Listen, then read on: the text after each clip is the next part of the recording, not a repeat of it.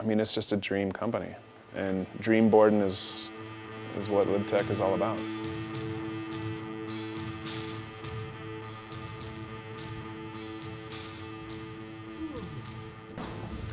Howdy yonder patrons. Travis Rice here, down here at the infamous Bald Face Wax Room. You know, a lot of stories been talked down here over the years. This is a place of people coming together, tuning their sticks, trying to figure out what kind of and what style of riding they want to approach for snow conditions, snow depths, temperatures, etc., etc. And I'm happy to be here because we're going to talk a little bit about my snowboards, which I really like talking about them because it's been a lot of years of collaboration from a lot of people, a lot of really smart people. And no, but in all seriousness, we built upon many years of trial and error. I mean, you know, the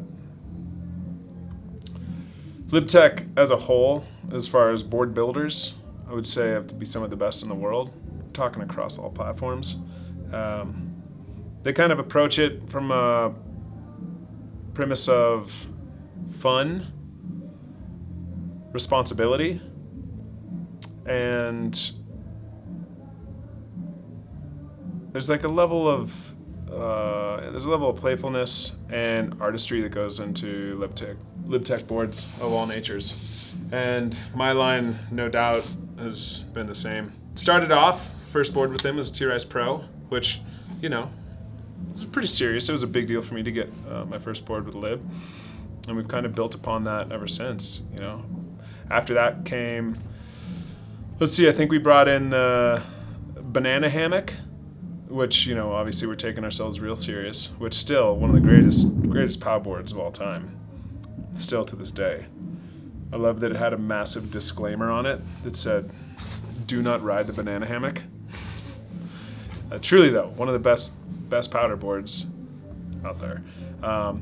You know, then we got into the Speedo Deeps. That was it was kind of like taking a real fun buttery twin board.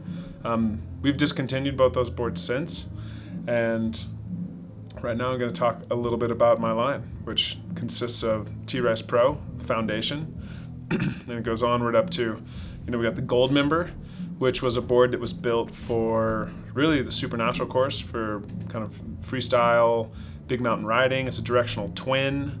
It's definitely built for natural conditions, but it's built to be a board that you can still take into the park. It's an all mountain ripper. The Goldmember itself has a pretty damp core. I find it's my favorite board to ride like a resort like Jackson Hole. When conditions are, you know, a little bit pow, a little bit groom, you still want to go in the park, you want to ride switch. There's no better park mountain, all mountain powder board if you care at all about going switch every once in a while.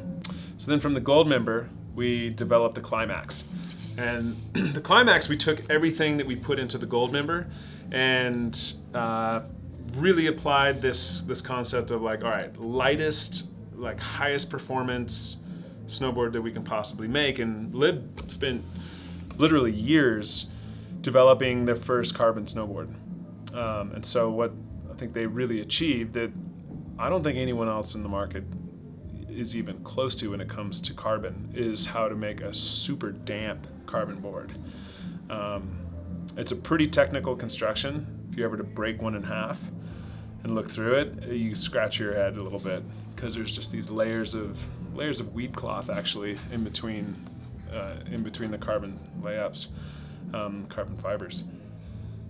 And then from then, you know, we took it back to really trying to find a kind of best-in-class, high-performance pow board. As obviously, there's so many pros that come with riding a fish board, a small tail in powder. It centers your weight, so you're not leaning back. There's a ton of benefits that come with it. However, it's pretty frustrated in the fact that most fish are pretty gutless and don't offer the power and control that you have with like a directional twin. And a couple years later, we have the Orca, which if you pay attention to snowboarding and you haven't really heard anything about the Orca this year, I'd be surprised, because it's a board that, you know, I don't know if the term viral, it's gone viral. I don't know if that's the right term for it.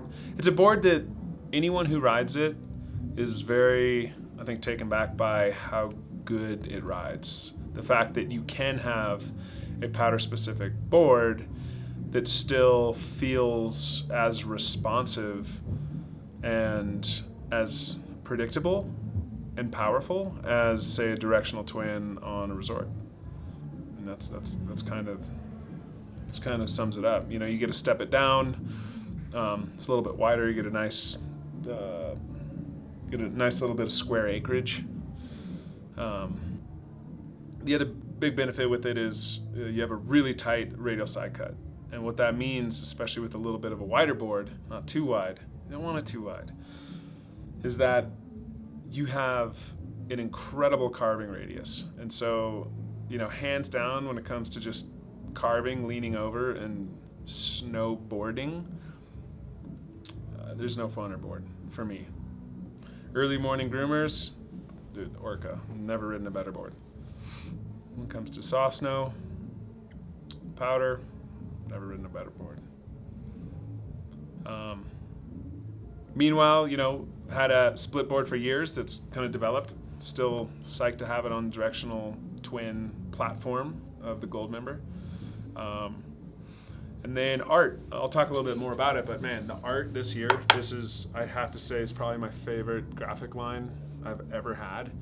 I worked with a woman named Kim Kranz out of Portland, who was formerly with the Wild Unknown, incredible musician, amazing artist, and we collaborated for literally about a year on this graphic line, and it's amazing. Seriously though, it's fucking amazing. And then, you know, the T-Ripper, man, we've continued to just dial in the T-Ripper.